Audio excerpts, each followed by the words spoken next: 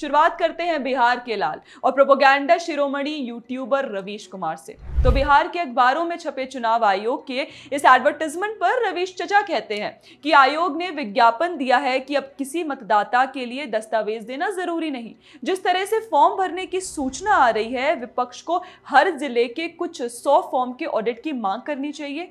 देश को भयानक सच्चाई से सामना हो सकता है। अब आयोग बताए कि यह अभियान क्यों हो रहा है, दस्तावेज का फैसला किस आधार पर लिया गया और किस आधार पर वापस लिया गया, क्यों नहीं पूरी तरह से यह अभियान वापस लिया जाता है। एक बार विपक्ष फिर से सही साबित हुआ।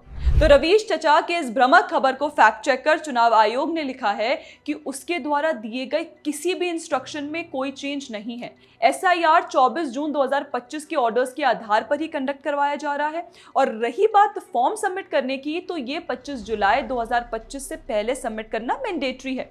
इसके डॉक्यूमेंट्स या तो इस निर्धारित डेट से पहले सबमिट करने होंगे या फिर क्लेम्स और ऑब्जेक्शन पीरियड के दौरान।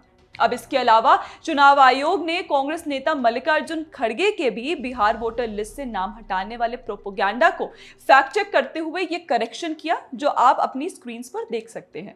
इसके अलावा कांग्रेस प्रवक्ता सुप्रिया श्रीनेत ने भी एक वीडियो जारी करते हुए लंबा चौड़ा पोस्ट लिखकर बिहार के वोटर्स के मन में एक शंका पैदा करने का प्रयास किया, ये लिखते हुए कि यह सब तो चुनाव आयोग द्वारा लोगों के वोट छीनने का षड्यंत्र है।